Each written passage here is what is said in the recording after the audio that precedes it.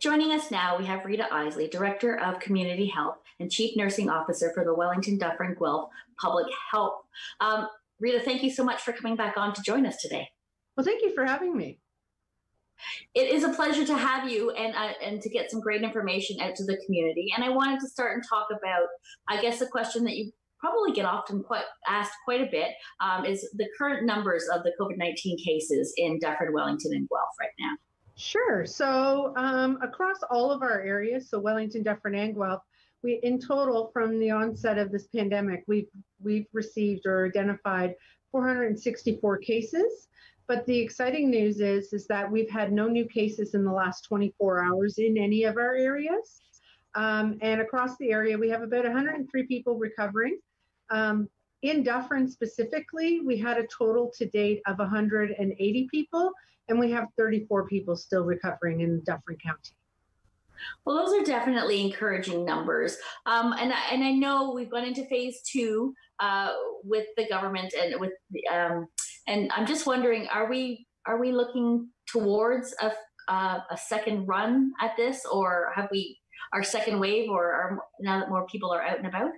So we're anticipating a second wave. The language we're using is we're preparing for a second wave.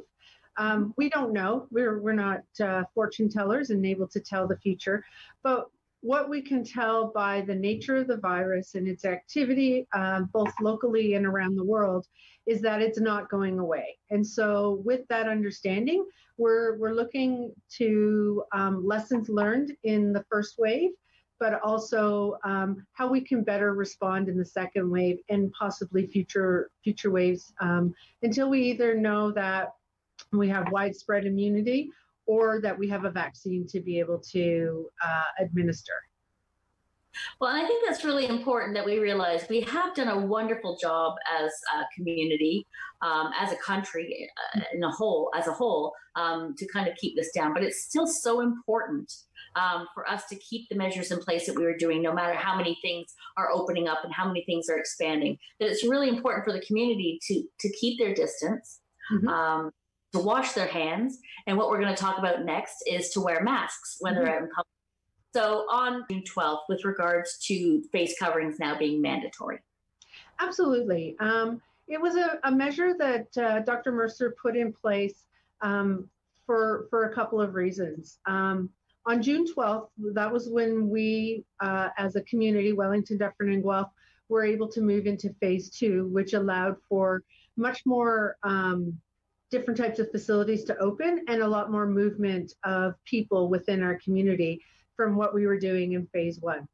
And the understanding around the COVID-19 virus is that it is a very highly contagious virus, and the closer people are together, or the more opportunity that people are exposed to it, the higher likelihood that they're going to get the virus. We were in a state where our cases or our numbers of positive cases had been decreasing, and so the government felt that we were in a position to be able to move to phase 2, which allowed for more movement, but we needed to do so, and Dr. Mercer felt very strongly that we needed to do so cautiously. And the first reason is to not spread COVID-19, or at a minimum to slow the spread or keep it slow within our community. The second part of it is the recognition that as we move into phase 2, the opportunity for physical distancing, which is the term we're using now, was going to become more difficult. So prior to even June 12th, we were recognizing that some stores, retail establishments, were having challenges enforcing that physical distancing. And so we wanted to create another barrier to sort of slow the spread. And we knew that research has shown that face coverings, so that could be a mask, it could be a scarf or a shawl that's covering your nose and mouth, it could be a bandana. We knew that was another layer of protection for everyone from spreading COVID-19. I want to caution everyone to not get false sense of security that if you're wearing a face covering, that you're protecting yourself. In reality, you're protecting everyone around you from the germs that are going to be coming out of your mouth and nose. And in retrospect, the other side is everyone around you wearing face coverings are protecting you from the germs and viruses that they have coming out of their mouth and nose. And so that's why she issued that order for those types of settings, like retail stores or large gathering places like malls, so that we could create another layer of protection for everyone. And then the last part of it is, because we recognize that social distancing and number of people has been very challenging, we want to create an environment so we don't have to go back to phase one, where we can't go out, we can't meet with our friends and our family. And we knew that if we could keep the transmission of the virus low in our community, we would be able to stay in phase two and hopefully be able to move to phase three and do so safely, but also effectively, so we can keep everything up and running. People can be engaging with other people in the community, get back to a more normal lifestyle, and still protect the most vulnerable people. And I think that's so important that people realize that, yes, we've moved to phase two, but all of these other protection, like for me, it makes me feel more comfortable being out there wearing a mask. Mm-hmm. I will wear my mask and be happy that everyone is wearing it around me, because then I know we're working together, as we've been doing as a community. But as phase two opens and things start to open in water parks, and I know there are regulations for all these types of things that are put forth by the provincial government as well. We have to be aware that we have to protect each other. Absolutely, absolutely. So with the order for masks, who does not have to wear a mask? Can you clarify that for us? Sure. So children under the age of 2 do not need to wear a mask, and in some sense, there's a lot of good reasons behind that. One of them being a safety issue, concerns about them being able to wear it properly, being able to do so for periods of time without having causing stress to the parents or the caregivers. But also, if they're playing with their mask and pulling it down and fooling around with it, which would be very something we would expect someone under 2 to do, they're putting themselves at risk for more germs getting into their system. So we just felt that for that population, they're also not ones that would stray far from their parents. So we would be encouraging parents with young children and babies to maintain that physical distancing. So we knew that that was a population that would not be one that we would want to see wearing masks. The other population is that we also recognize there is a group of people in our community, for a variety of reasons, will not be able to wear face masks for health-related reasons, and those individuals aren't covered under the Section 22 order. Okay, and these people that may have health issues and are unable to wear a mask, is that do they have to show proof of that when they're trying to enter into a store? How does that work? So we're working on the honor system. So the whole entire enforcement of the Section 22 is being done through education. We're really working hard with our store owners, with the public, with our municipalities, that education is the key to this Section 22 being effective.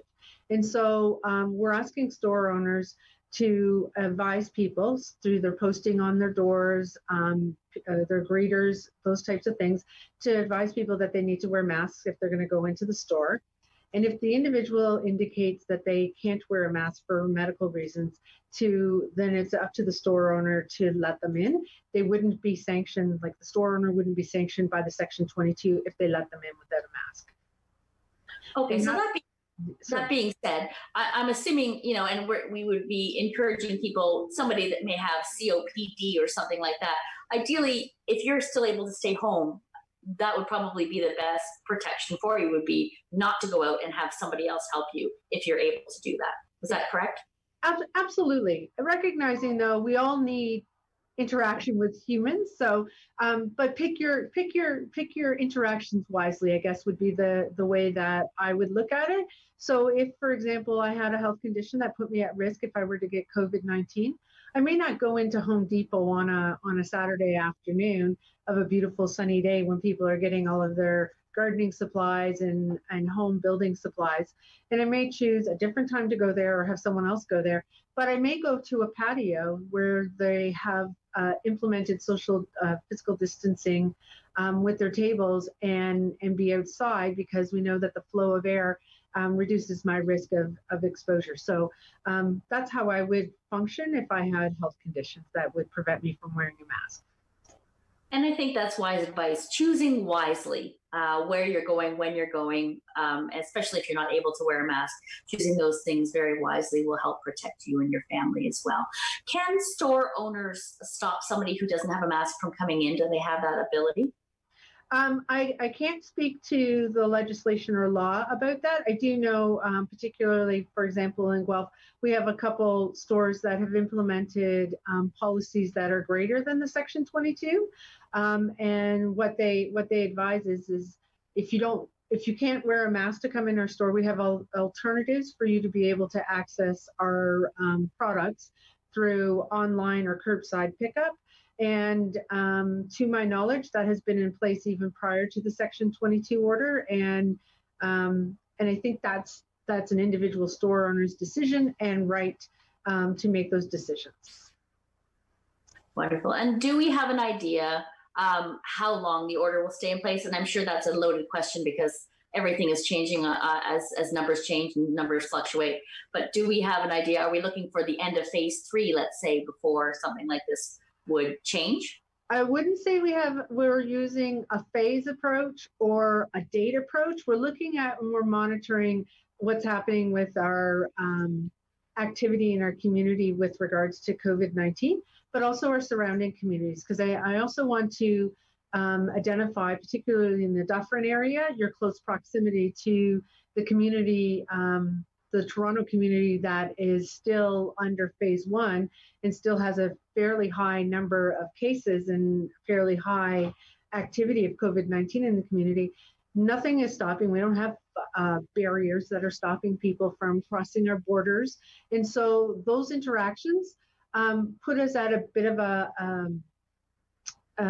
cautionary watch to see what's happening around activity. So I would say that Dr. Mercer will be looking at a couple of things. So she'll be looking at the level of COVID-19 cases in our community, where they're happening, understanding sort of if there's contacts or reasons behind the cases, but also looking at what is the behavior of the people in our communities. If we're seeing lots of people wearing masks, not having challenges or questions, and store owners are still finding it easy to implement, I think that she will lift the Section 22 order once she sees that behavior starting to happen, to recognize that this is a community response and we really need to support each other by wearing masks to protect each other. Rita, I want to thank you so much for joining us again today to give us this update and provide this valuable information. Thank you so much for joining us. Well, thank you for having me. Wonderful. You heard it. You need to keep wearing your masks and keep being responsible. Let's protect ourselves so that we can protect each other and stay safe.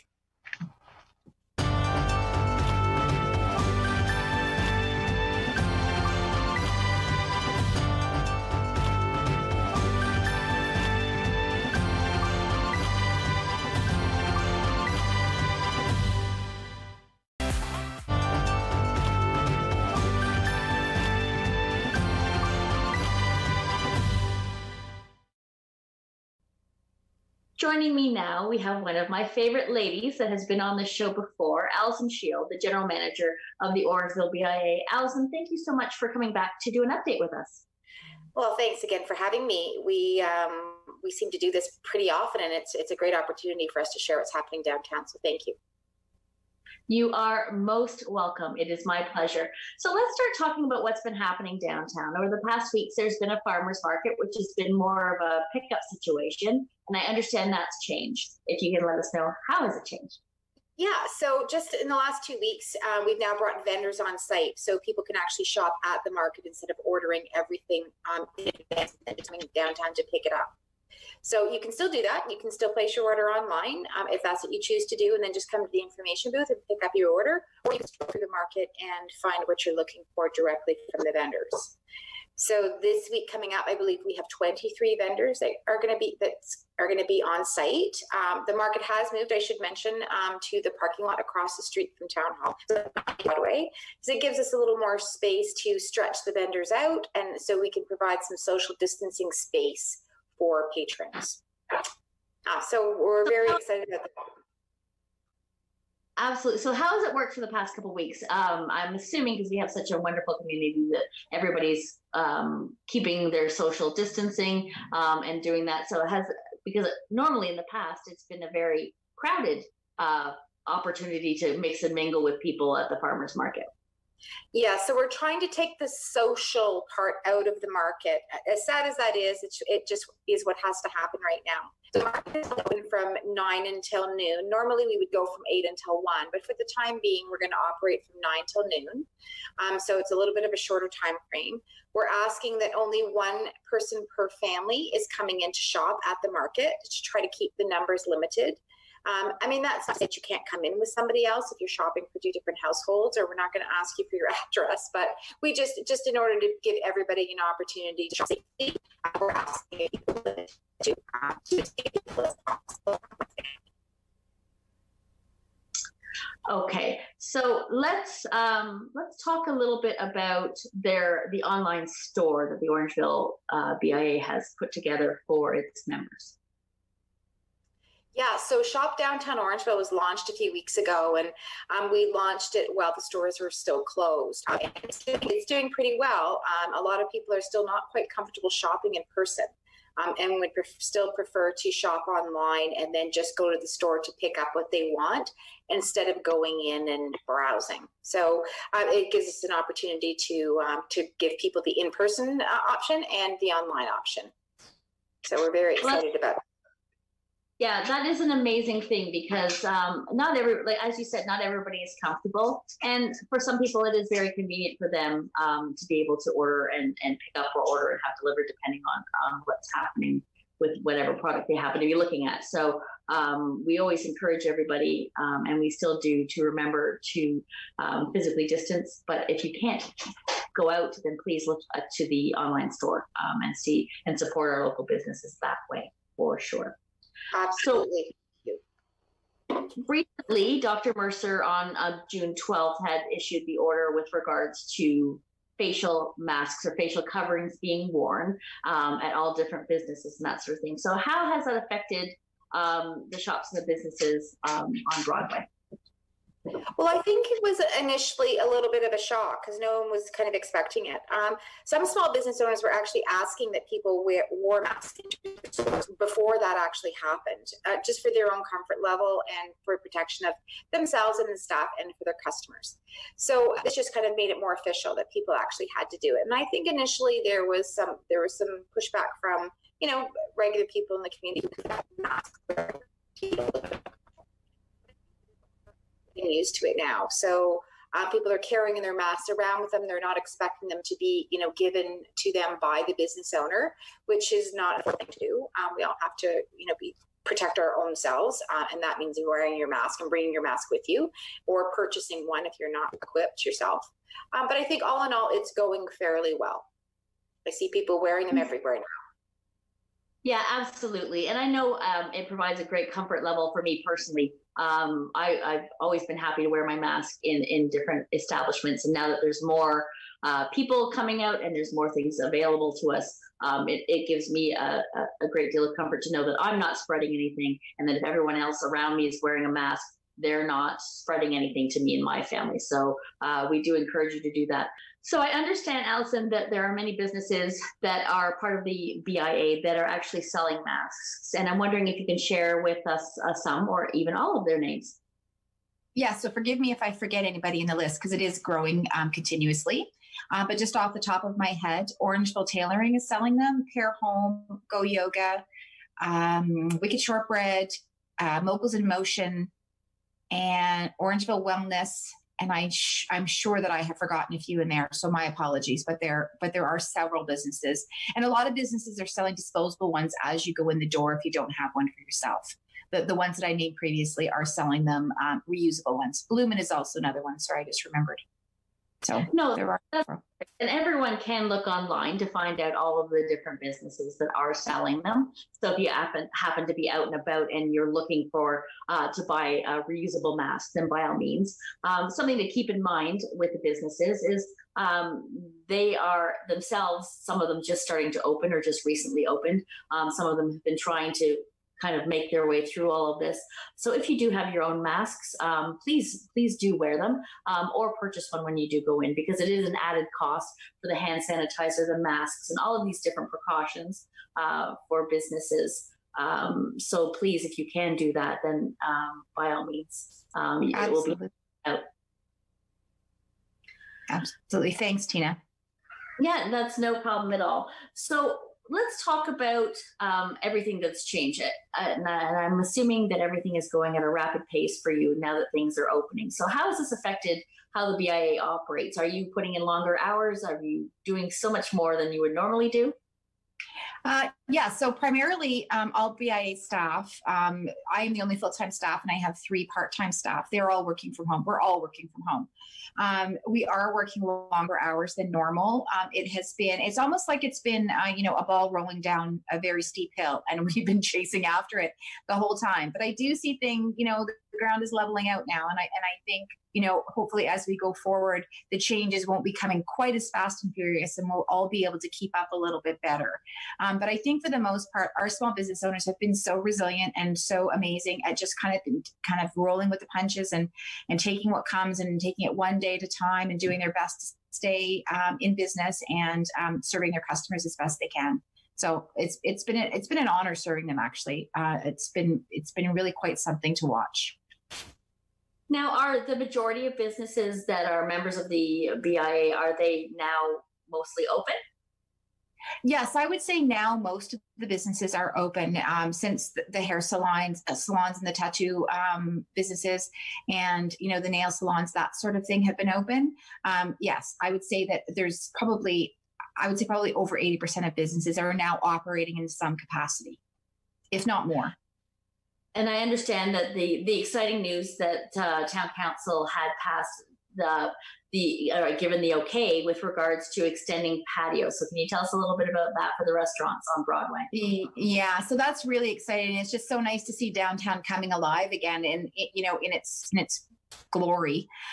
It's going to be a challenge for restaurants because, of course, on rainy days, they can't invite their patrons inside to dine, to finish their meals, but they can pack it up to go. So please don't be afraid to go for a meal if the weather is a little bit iffy, because you can still, your meal can go home with you if worse comes to worse.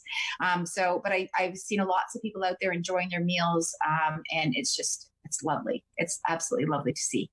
And the patios are beautiful. It just has a really nice feel to it.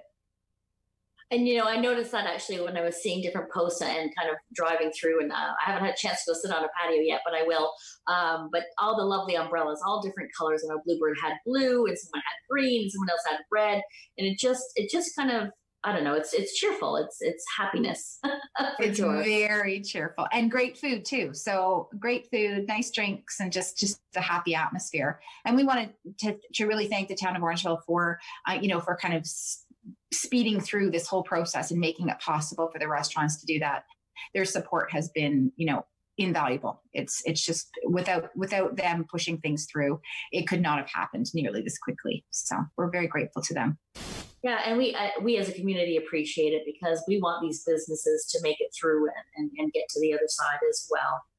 So would you recommend for the businesses that have patios that people call for reservations? Is that probably the best way to do it?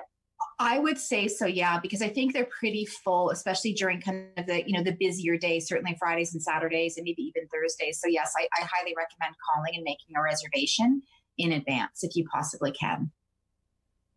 That is absolutely even for lunch. For sure. And I think that, even if you want to go out for a drink on a Sunday afternoon and sit on the patio and enjoy it and just get some of that social side of things with keeping physically distanced, with whoever you happen to be going out with. We do encourage you, as Alison and I have been encouraging all of you, to support the businesses if you can.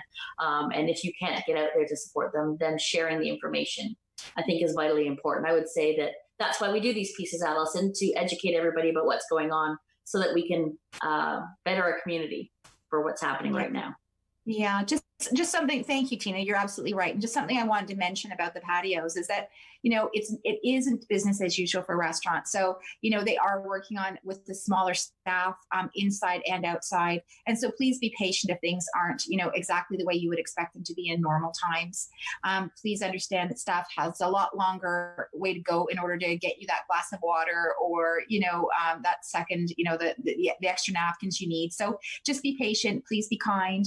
And try not to linger too long after your meal, because the sooner the restaurants can turn, I'm not saying you need to rush away, but if you're not ordering more food, then perhaps move along so another patron can come in and buy something and help support the restaurants too. So it's about enjoying yourselves, but also being, aware that there are other people who might want your spot when you're done with it. Absolutely. And don't forget to bring your mask in case you do have to go in to use a washroom. That is Alison, thank you so much for taking the time to give us this update. We're excited that things are opening up and more businesses can get a little bit more support from us as a community. Thanks for taking the time. Thanks again for having me. It's always a pleasure. Take care.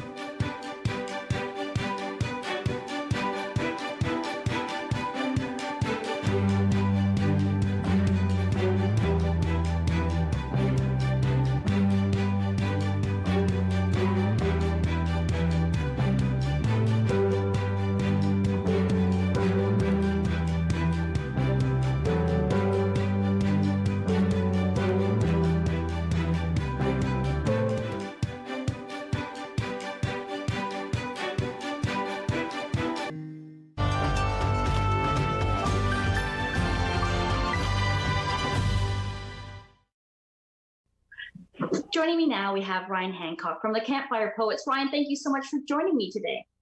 Absolutely, my pleasure. So let's talk about COVID-19 and the entertainment and the music industry. It's affected you in many ways, but let's talk about in what ways it has affected you personally. Personally, it's been rough, especially in the early days where we were kind of all locked up and not able to do much and not see anybody. So, that separation from friends and family was definitely tough. And I know it's not just on me, that's on a lot of people. So that's been tough. My wife still works in an office, so she was gone, but I had the kids at home. And I don't think I'm built for homeschooling very well. So that got a little tough by the end, trying to do my work from home and teach, but we're done now, so it's okay. Professionally, it's been very tough because I'd say 70% of my income for the year comes from live performances, and I'd say about 70% of that income comes between the month of May and September. That's our busiest season. That's where we do most of our larger shows, and they're all gone. So that's a little tough. But it's not just me. It's all musicians everywhere, and not just musicians too, but anybody who's behind the scenes in the music scene, the people that are putting on the shows, booking the shows, your sound crews, your tech crews. your venues, especially bars, restaurants, everybody is taking just a massive hit, and we don't know exactly how long it's going to go on for.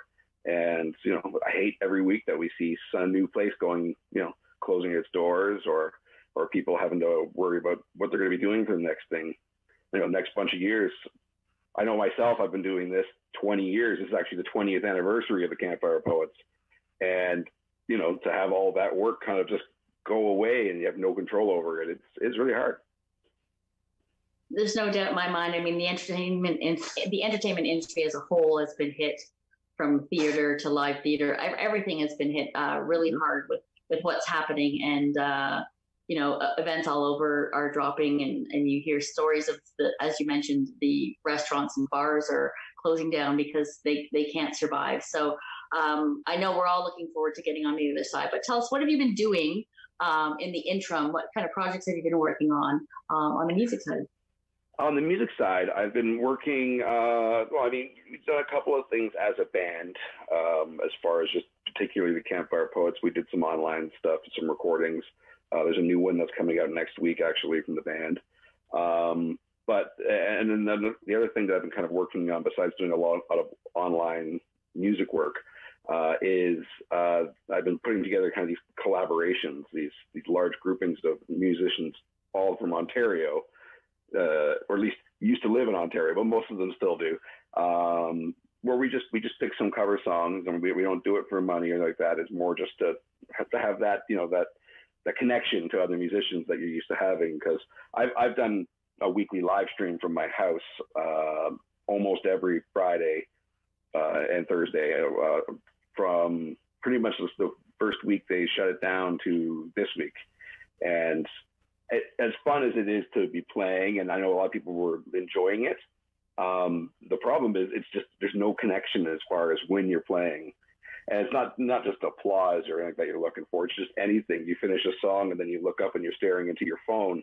It's just not the same. You can't bring the same energy and that same magic that comes from playing music when you're playing to nobody. So that part is tough. So the collaborations came as an idea just to expand out and work with other musicians. Some who I've worked with a bunch, some who I've only worked with a little bit, and then some who there's been a couple that I don't think I've ever really even played with before. And the list of musicians that are jumping on board with this is keep growing.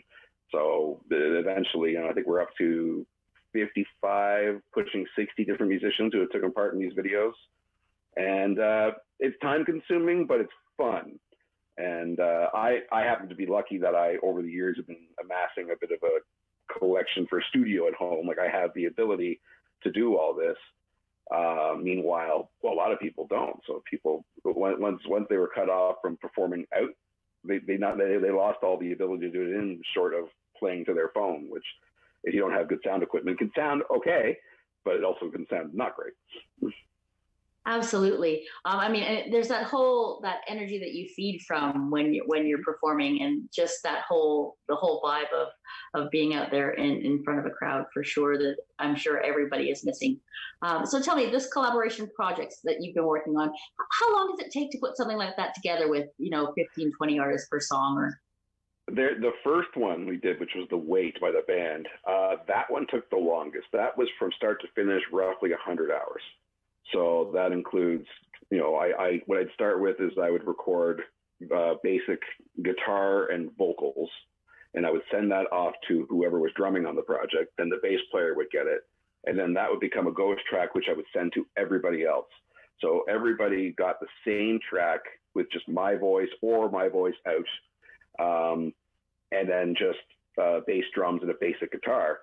And everybody recorded their parts to that. So there was not like I'd get one person to record their parts and then send it to the next, and it would build like that. I didn't want anybody to change what they want to play based on what somebody else did.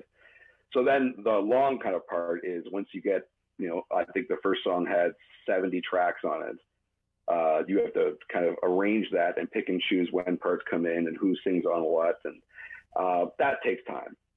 And then everybody filmed themselves doing it. So that takes long, just because video editing just takes, I'm sure you guys know, it takes a while, especially when you're doing it from a home computer, which I have a pretty good computer, but the video card is not meant to be, doesn't like handling 60 video tracks at once. So by the time the video is nearly done, it takes a long time to finish it. But I went to school for video editing when I was younger, so I have a background in it, which helps in this regard. But the music part of it is fun, and then people are having fun with it. Some people are taking it, as a serious way of playing music. Other people are kind of having more fun with it, being a little goofy, and it's fun. And I get a lot of it's fun to see the. One day, I think I'll release a whole behind the scenes B-roll of some of the stuff I've seen, because some people have me cracking up and rolling on the floor when their part's not going, but the camera's still rolling. It gets pretty fun.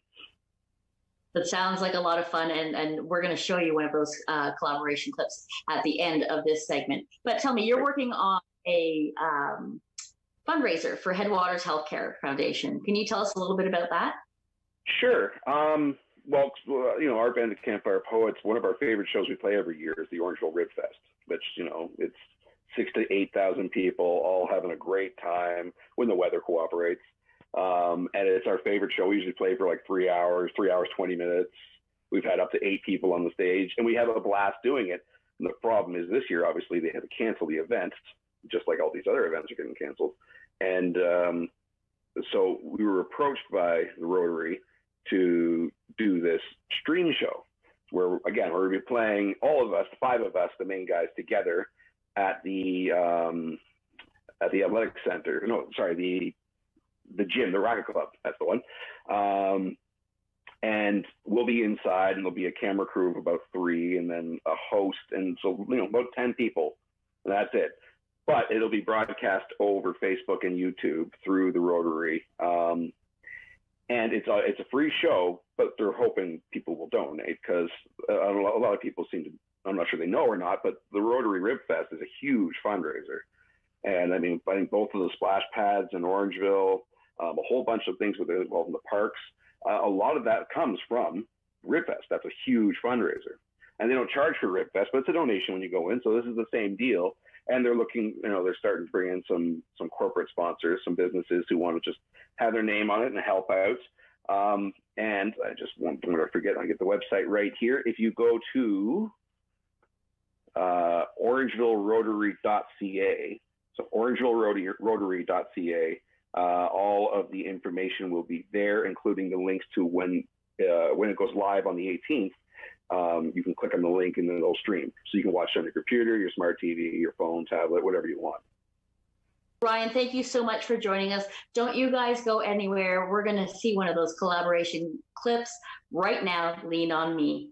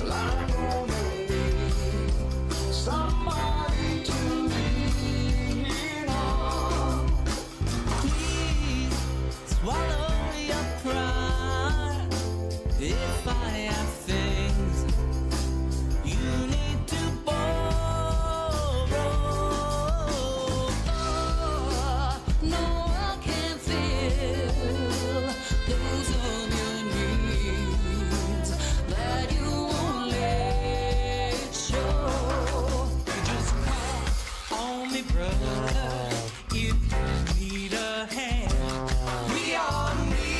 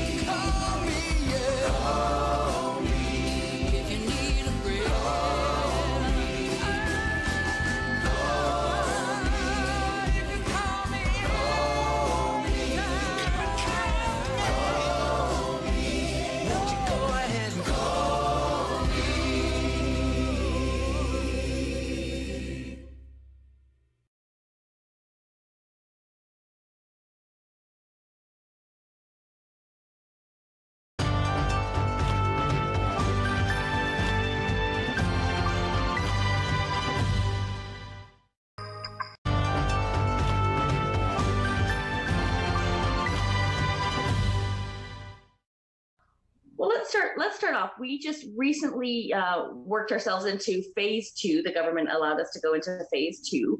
Can you review how this has affected the town of Orangeville and what's changed? Well, yeah, it's interesting. Premier Ford announced this. Personal services providers such as hairstylists and nail salons and tattoo parlors and such have been allowed to operate those types of businesses. You have to have the employees masked up as well as the patrons going into those facilities. So as you can see, I got a little bit off the top in the last week or so. So I'm very happy to have taken advantage of that opening because, the man bun wasn't looking good on the 61-year-old. So that was one good thing. Of course, the other good thing was patios. Restaurant patios have been approved to be opened. And not only did the provincial government announce that, but the Alcohol Gaming Commission of Ontario also gave permission for restaurants to extend their space onto patios without going through a formal application process, as long as they kept their capacity to what they had already been approved for. And that was for washrooms and such, which are part of the calculation when they do these capacity calculations for restaurants. So that was a really good idea. And then they also, dropped on municipalities swimming pools and splash pads that could be opened. And that was a surprise to our staff here, who are madly scrambling to try and get those facilities open. I did speak to Ray Osmond, our general manager of community services, maybe 3 weeks ago. And I just off the cuff asked him about, when this does break, when would the swimming pools be able to? And he said it was going to be certainly 2 or 3 weeks because they emptied them in order to save costs. And so they've got to fill them now. Obviously, the chemical levels have to be right in the pools, and they have to heat them. So it's going to take a little while. I would hope maybe by the end of the month we'll be looking at that, but I'm not 100% certain. I did ask him about the the work that's been going on at Harvey Curry Park, which was a $1 million investment by the town. New playground structures and a new splash pad, sort of state-of-the-art splash pad. The playground structures have not been approved to be opened, but the splash pad is, and I believe we're working towards a July 1st opening for that splash pad. As far as the Fendley Park splash pad, I don't know, but I would imagine it'll line up probably around July the 1st as well. So yeah, some of the changes that have happened. And the other one that was interesting, of course, our local public health officer, Dr. Nicola Mercer, she announced that in any commercial setting, everybody has to wear a mask now. And that is something that is different than, I think, virtually every other public health area in the province. And I believe what her concern was that people from phase 1 areas, such as Brampton, which is still a bit of a COVID hotspot, that they were going to come and visit here. And she was concerned about the spread of the virus by out-of-towners. I don't know, I pushed back a little bit at our Dufferin County Council meeting last week. I pushed back a bit because I don't think anybody's coming from Brampton to shop at Canadian Tire or Walmart. They have them down there. They would be staying down there. The patios, of course, you don't have to wear a mask on a patio. And the nail salons had already been told that they needed to mask up because of the close proximity of the patrons and the employees. So I think it was, and the concern amongst the business community was the $5,000 a day fine, and that really the onus was put on the store owners and the employees to police this. And that's the reason I was pushing back. She needed to lighten the order a little bit and remove the financial penalties. And that's exactly what happened. Dufferin County Council sent a letter to her last Thursday. She responded very quickly and said her intention was not to fine people, but to educate. And I think my travels around in stores in the last week, I think everybody's being very, very respectful of the order. It's not a big deal to wear a mask for 10 or 15 minutes while you're in a store. And I think everybody's kind of come to the conclusion that this is a good thing. And the fear of a second wave is what I think is behind part of this as well. So right now we're pretty good in Wellington, Dufferin, Guelph, as far as new cases. It's been kept under control, and this order is going to help to continue the recovery. So I think it's a very, very minor inconvenience for most people. And I think in order to protect the vulnerable that we're doing this. I've seen some people chirping on social media, well, this is like the horses out of the barn, why didn't you do this earlier?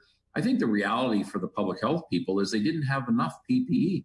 There wasn't enough masks available. And over the past couple of months, the masks have become more and more available. And I bought a pack of the paper style ones at Home Hardware here, a pack of 20. If I went back 4 to 6 weeks ago, I don't think they were available. So I think that was part of the reason why the government didn't say, yes, everybody has to mask up, because there just wasn't enough available. They were worried about the healthcare workers and people taking away from the need of healthcare workers who are really working in the trenches there, so to speak, with the virus directly. Absolutely. Well, I think the announcement of the patios expanding for all of the restaurants is much needed.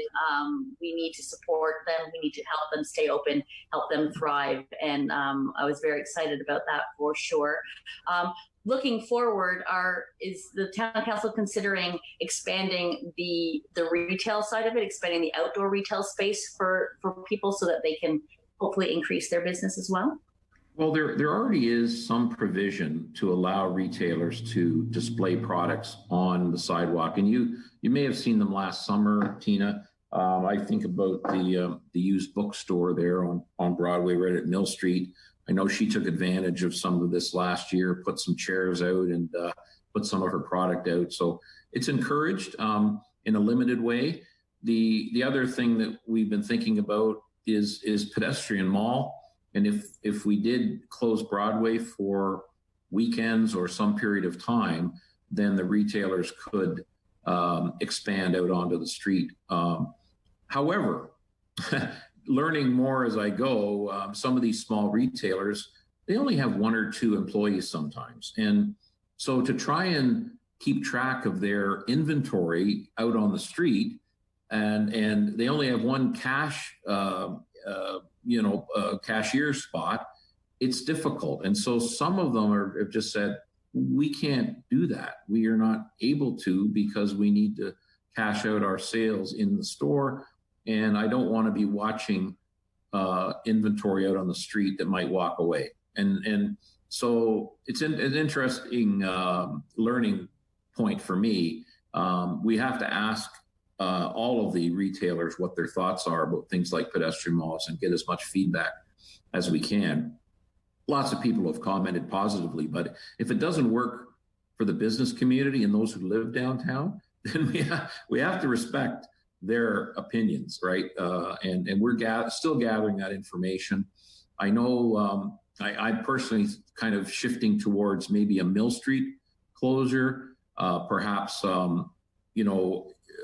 riding on the coattails of the farmers market, maybe doing a market for artisans and artists. And we've got lots of those type of people, craftsmen and craftswomen, maybe opening that up on a Saturday for a market like that on Mill Street. So anyway, we're probably announce something in the next week or so of what the plan is for the summer. And it'll be after a lot of information is taken in from the BIA as well. So speaking about summer, yes. Moving forward for the summer, will the town of Orangeville day camps, the summer camps, be operating this year? As of a couple of weeks ago, the answer was no. So there has to be, advertising, program planning. We're almost on top of it right now, Tina. So I'd have to put that question over to Mr. Osmond and his staff I haven't heard anything at this point. I think 2020 is going to be a bit of a write-off on that front, and I think that's the reality. However, if the province decides to open up our recreational facilities, which I'm not 100% sure they are, but of course, think about our swimming pools. I mean, you have to get into the swimming pool, therefore you have to get into the facility. So we're working through that right now. But I would say the chances are not positive on the summer day camps right now. Well, there has been some positive news about the Hamlin Day Care. Could you tell us a little bit about that?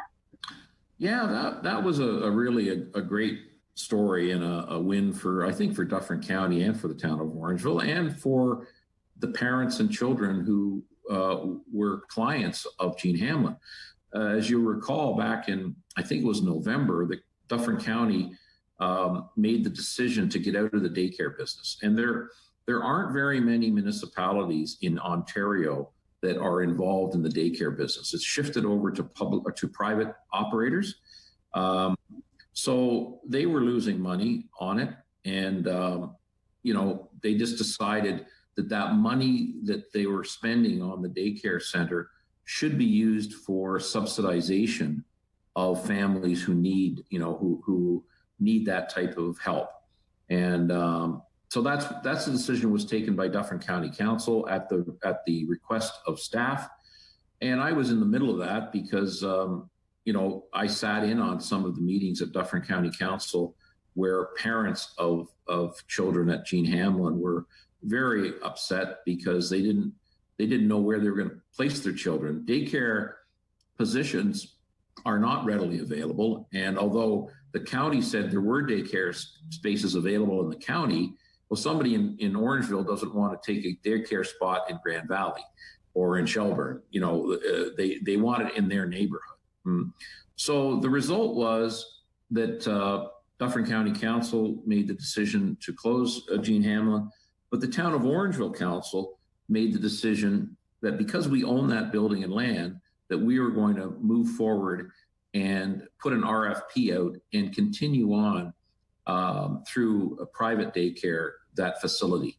And back a couple of weeks ago, Ray Osmond again, who that facility is under his purview, came to council. The results of the RFP were that YMCA had won the bid, and resulting in $100,000 a year increase in rent, which was, fiscally an interesting thing because previously the deal that was decades old, Dufferin County Council or Dufferin County did not pay rent to the town of Orangeville for that building.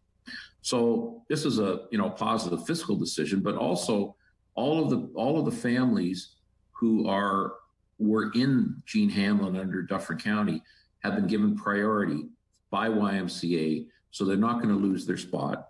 And in fact, the YMCA day rate is a little bit less than the Dufferin County rate. So it's really been a win-win-win. The facilities being, aesthetically improved, new paint and freshened up, and it's going to be good to go as soon as the provincial government allows that to happen. So it was a good story.